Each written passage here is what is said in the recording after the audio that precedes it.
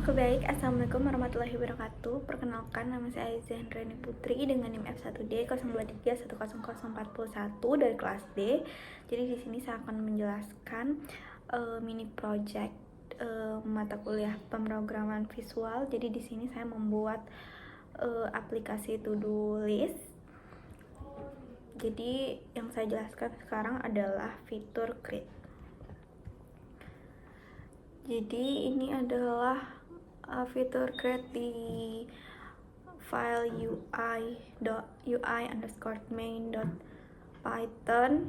Jadi di sini yang pertama ada button tambah klik connect. Jadi di sini tuh kalau pengguna itu klik tombol tambah teks, ini adalah fungsinya. Jadi kalau nanti pengguna tuh dia klik, itu tombol itu bakal dihubungin ke fungsi on tambah. Jadi setiap di tombol yang diklik itu fungsinya bakal otomatis dipanggil.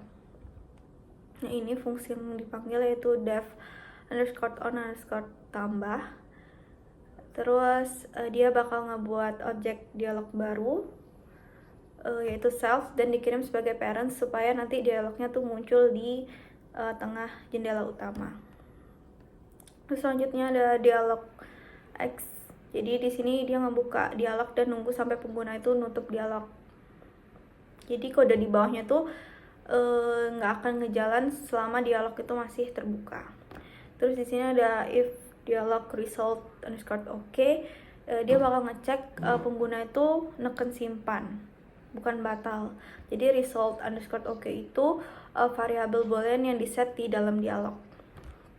Terus selanjutnya ada self refresh tabel. Jadi kalau dia nantinya berhasil disimpan,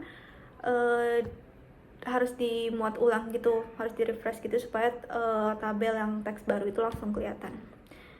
Selanjutnya kita ke dialogs.python.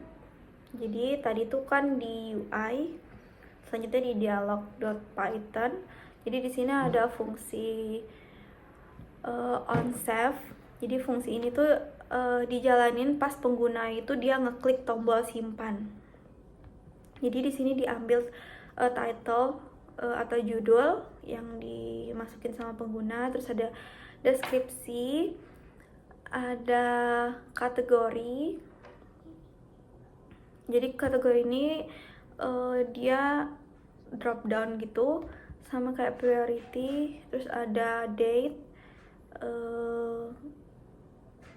dan date ini nanti bakal diubah ke format string dalam bentuk tahun, bulan, dan tanggal. Selanjutnya ada status.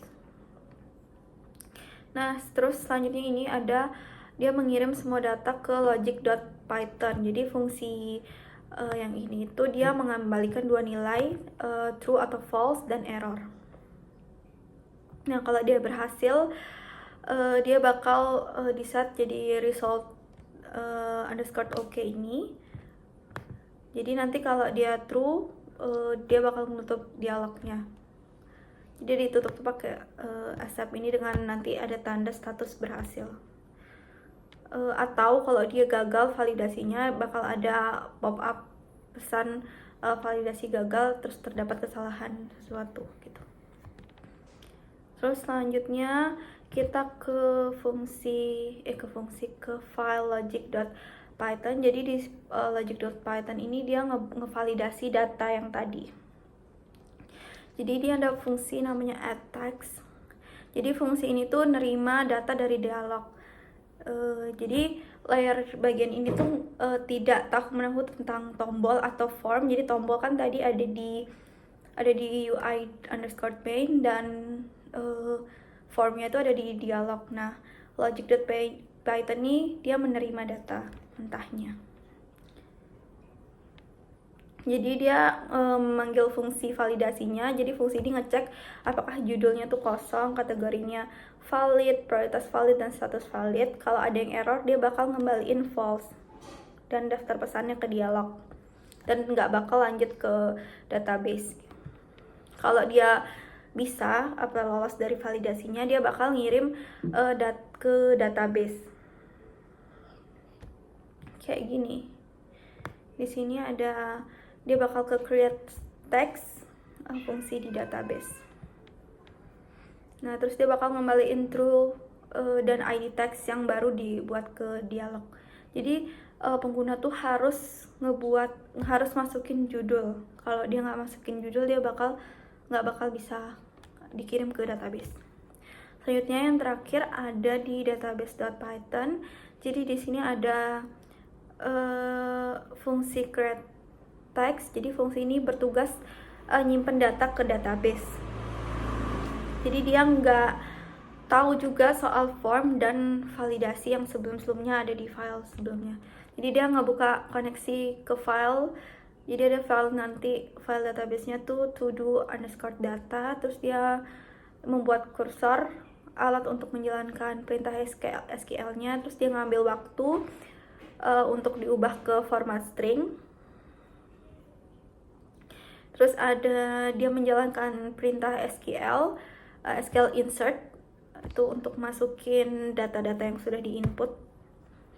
Terus dia nyimpen perubahan ke file database secara permanen. Jadi kan nanti bakal, misalnya aplikasinya tuh ditutup, dia tetap bakal kesimpan datanya. Selanjutnya dia bakal ngembaliin ID text baru ke logic.python. Baik, selanjutnya adalah penjelasan terkait view, controller, dan database. Jadi untuk view-nya itu di UI_main.python. Jadi di sini kalau pas pengguna klik tombol tambah teks itu, yang pertama bekerja itu layer view. Jadi di situ tidak ada validasi, tidak ada SQL. Jadi tugasnya hanya satu, yaitu membuka dialog form. Selanjutnya untuk controllernya itu setelah pengguna mengisi input di form, terus pengguna klik simpan. Nah, dari data dari form itu dikirim ke logic.python. Jadi di sini logic.python ini sebagai controllernya. Nah, di situ tidak ada kill line edit, tidak ada tombol. Tugasnya hanya satu, yaitu memastikan data itu sudah benar sebelum dimasukkan ke database. Selanjutnya di database itu di bagian database.python. Jadi di sini data-data yang sudah tervalidasi masuk ke database.python. Jadi di sini tugasnya itu hanya menjalankan SQL dan menyimpan filenya itu ke sql.lite.